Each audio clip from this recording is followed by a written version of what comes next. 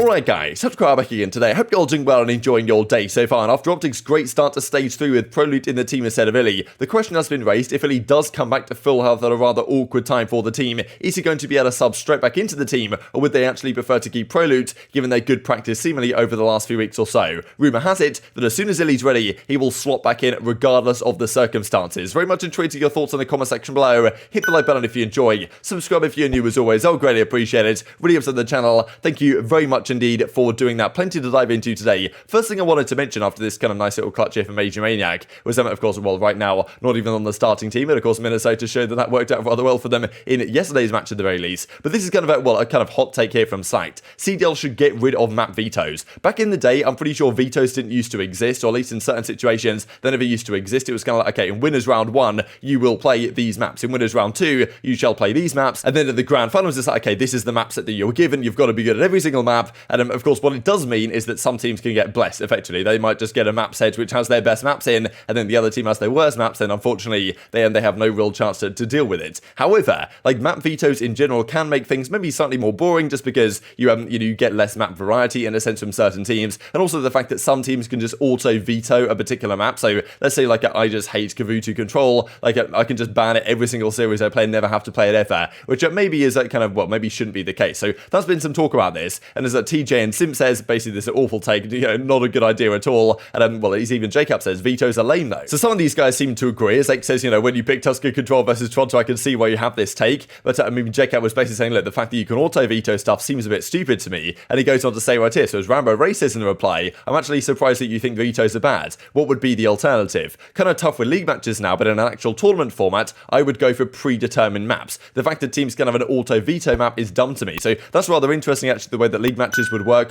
They work with map vetoes for the teams, but in a tournament format, maybe it is a good idea to just go back to a predetermined map set rather than letting the teams decide kind of what they're going to ban and what they're going to pick and this type of stuff. Now, I don't know if one agrees with this, obviously, and it does add an element of kind of strategic depth here that Rambo kind of dives into. Personally, I never liked the set maps. I agree that having an auto veto is lame though. Personally, I think the big issue with the veto system is that we have barely any maps in this game. Even if it was just 5, that extra map makes it much more difficult to keep up for a weaker team. So I guess the idea being here that with only 4 hardpoint and search and destroys in this game, it means that if you're a bad team on a particular map, you can just ban it every single series you play. You never have to even worry about a Berlin hardpoint. Let's say you're bad at that. You just have to focus on the other 3 because you're never going to have to play that one in a series. Which may be like if there was 5 hardpoints, 6 hardpoints, whatever, then it would be a slightly different story. Now, as Clay says, had to play Envy round 2 of Black Ops 3 champs, and they got evac, fringe, evac. Come on, bro, their best map 2 out of the 3 of the first 3. Map kind of well, automatic map sets are so dumb, says Clayster here in the reply, and Sasha says we're just pretty much good at everything. And there's some further discussion here between X and Slash on whether that's a good idea or not. But yeah, certainly some talk about this. The other thing that Rambo Ray was talking about a couple of days ago actually was kind of shooting bodies in game. It's kind of always been a thing, right?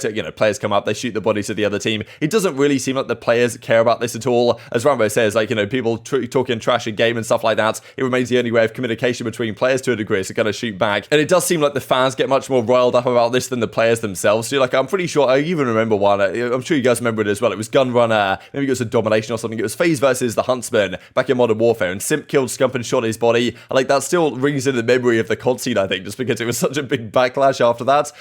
People were coming at Simp and all this type of stuff for shooting Scump's body and stuff. And I'm pretty sure Scump didn't really mind about it. So it's interesting how that kind of goes, really. It is a nice way to talk a bit of trash and a bit of disrespect, but it is a good question as to kind of when people started getting frustrated about people actually doing this. But let's dive into this OpTic situation then, because there's some premium guests coming through. This kind of the comms from their series up against the Florida Mutineers that they won pretty handily here just a couple of days ago to kind of extend their 6-map win streak since they've had Prolute in the team. Now, of course, the plan is Prolute is just a short-term fill-in. When iLLeY is back in full form and he's ready to go, he's going to be back in the team. But the question has been really, if it comes at a relatively awkward time, when is that actually going to happen, right? Let's say a situation goes down where they have to play quite a lot of the Major 3 qualifiers, they then go to the Major, let's just say, and let's say iLLeY's back in a few weekends' time, or let's say iLLeY just happens to be good again on the Saturday of the Major. Is he going to sub in for the team, or, are they going to keep Prolute? Because if their practice has been great with Prolute, and they're looking really solid with him, and they feel like Prolute fits the role perfectly, then necessarily do they need iLLeY back in the team? Of course, that'd be good, but of course, there are going to be some slight differences between Prolute and iLLeY in terms of playstyle and how he's going to fit in the team and the chemistry that they have and the kind of, small micro changes that they might need to make in certain situations. The big hope, of course, is that iLLeY's ready to go as soon as possible, but there is a reasonable chance that Prolute is in this team for quite some time, at least a few weeks. That, might be the situation. Who knows? If iLLeY's back to good form this upcoming weekend, he'll be back in the team. that's no doubt about it. But if things stretch on with Prolute, will they just get rid of him as soon as that, as soon as iLLeY believes that he's fully ready to go? So of course, Prolute was performing phenomenally well this past weekend, especially in the Search and Destroy, 12-3 against Florida to help them win the map. Like, pretty much exactly what iLLeY is brought in to do for the team in a way as well, doing the dirty work, kind of facilitate the rest of the guys, but also at the same time, drop crazy numbers in Search and Destroy, which he's been very good at for the entirety of his career. So these are the stats with Prolute in the team. As we say, like, very similar really to what we've kind of expected from iLLeY here. They did win this series 3-0 versus LG. For some reason, it says they lost here, and the kind of the win records here at the bottom are wrong, but the KDs are going to be correct. Prolute has a 0.92 in Hardpoint, a 2.2 in Search and Destroy, and a 0.90 in Control over the 2 maps they played in each of these modes. So kind of exactly what you want really out of Prolute, facilitating the guys, Scump, Dashy, Shotzi, they've all been going off. He's been killing it in Search and Destroy, exactly what you want out of your substitute player. But of course, the skill ceiling of iLLeY theoretically should be higher than Prolute. Of course, they do want him back in the team. iLLeY's a world champion nonetheless, and of course, this is a squad that they won the Stage 1 major with, and this has been the talk, right? When iLLeY is back at full force, we know that his thumb right now is not absolutely perfect, and even though he thought it was going to be pretty good and the doctor said it should be okay, when he plays for a few hours, the pain does start to come back, which means it's going to be very difficult to practice, play like these full day of tournament matches, for example, at an actual major tournament that they might get to if they want a championship Sunday or something. They need to make sure, and they are making sure, that he's back to 100% health before he actually goes again and comes back into the starting team. That could be quite some time for it to actually be 100% ready to go, but whenever that is 100% ready to go, will he just come back into the team regardless of the situation? Rambo Ray seems to believe that because Prolute fits his role just so well, iLLeY will, as soon as he's ready to go, immediately come back into the team, pretty much regardless of the circumstances. Prolute is literally Ender's doppelganger. Yeah. In every way, shape, and form. What? Except for the fact that Ender plays more of an AR. Every way, shape, but besides and that, form. There you go. What? That is the simple answer. I told you. That's a suit answer. I told you, Prolute is a S&D mastermind. Jordan is a good player. Like don't get me wrong. Jordan is a great player. He's able to do a lot of things that teams actually need to succeed at the highest level, and there's a reason why they won 7 or 8 challenger tournaments in a row. Like, he's a great leader, does a lot of good things on the map, but in terms of pacing, he's literally Brandon. And you cannot have 2 Brandons on a team. It just does not work. Is iLLeY 100% not going to be at Toronto? Yes. I'm not answering that question.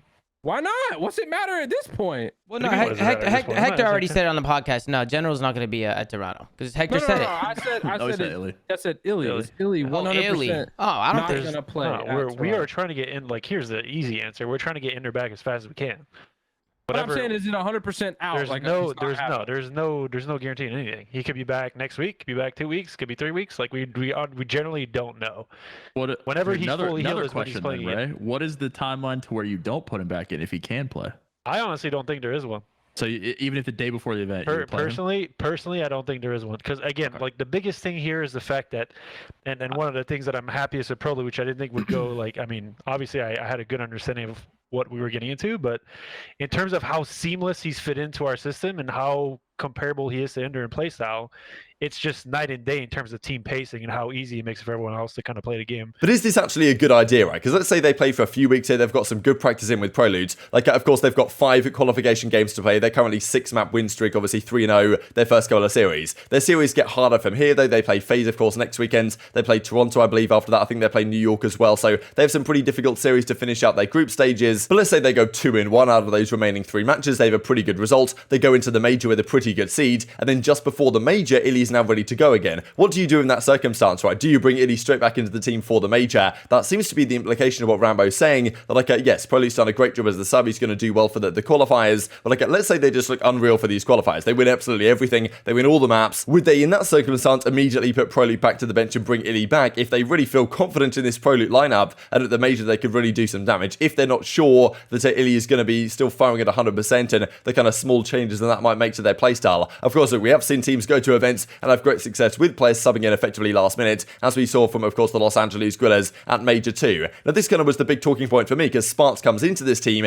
does a great thing with the Vulcan hand, admittedly, but they do indeed, of course, go on to win this event, and since then, things have been obviously rather downhill for them, beating a Boston here, as you can see. Well, this is not in the grand finals, of course, this is in the losers finals, but they went on to the grand finals to win, and Spart since then has still been in the lineup. This, of course, was their roster going into the Pro Am Classic. And that was a really interesting scenario where Gunless has to step out for reasons outside of his control, kind of the same with iLLeY in this situation. Then after they won the major, of course, then Spart stays in the team, and it wasn't Gunless coming back into the team, right? So who knows if something similar can happen here. I don't think that will happen to OpTic. I know that they want to bring iLLeY back as soon as possible. That's certainly been their discussion point, and in fairness, this keeping Spart in the team here hasn't really worked out for them too well, to be honest, has it, since they won the major. But I'm sure some people have been wondering, right, like if they have a great success here with Prolute, and like let's say iLLeY can't even play at the major. There was that concern, right, from, I think Hex even said that he's not sure that iLLeY will be ready to play at the major, which of course is still a few weeks away, a couple of weeks away. I think it begins on June the 2nd or something, so it's not all that far in the distance, in fairness. This kind of, well, what they're going to have to do at the major, what they're going to have to decide to do. And if iLLeY isn't ready there, and they play with Prolute there anyway, then of course bringing iLLeY back for stage 4 makes sense. But bringing him back like mid-major is something that apparently they might be willing to do, but is that actually a good idea? Really difficult to say. Very much intrigued to your perspective on this in the comment section below. Of course, we saw this right at actually the Prime Classic when iLLeY played literally one series, then he had to sell out of the team. With any luck, iLLeY will be back in business this upcoming weekend, but I kind of doubt it's going to happen because what Rambo said, he really wants to make absolutely sure that iLLeY's back to 100%, and iLLeY's not like playing any Call of Duty more than he has to, and even it might take him a couple of weeks to get back into the groove of things, like, you know, get iLLeY kind of updated on the meta that teams are playing on certain maps, on Berlin control and stuff, so I don't think it's quite as easy as just plug and play as maybe the OpTic guys are thinking, but, you know, that seems to be their plan, at least at the present time. A couple of things just to finish out the video here with. Thought this was rather interesting here, actually. When did you start watching competitive Call of Duty? Kind of the results of this poll. Now, I think technically I did watch the Black Ops 2 World Championship in 2012, so I guess I probably should have voted for that, but I kind of started taking it seriously in 2015 during the Black Ops 3 days, but I was kind of surprised really how many people, at least have voted in this one, 10,000, had been watching for like almost a decade. Like there's a lot of new fans that have come in over the last few years, but like you know, realistically not that many compared to some of the OGs that are still around. So I thought it was rather interesting. I don't know that some of you guys are real OGs and been watching for so many years as well, so I always think that's really interesting and pretty cool as well. And this just to mention actually pretty OG stuff as well, back in 2016 when James Crowder, of course, well, Replays as he was known at the time, retired from Call of Duty to become the coach for the FaZe Clan team, before then of course going on to return as a player in 2018 in World War II to win another championship for them, before then becoming a coach once again. So quite the career he had. But very much intrigued to your thoughts in the comment section below. Hope you guys enjoyed the video. If you did enjoy it, hit on the like button, tell us your YouTube gods, this is a good video, I just like you should see it as well, and I've grown the competitive Call of Duty community. Thank you much as always, take care of yourselves,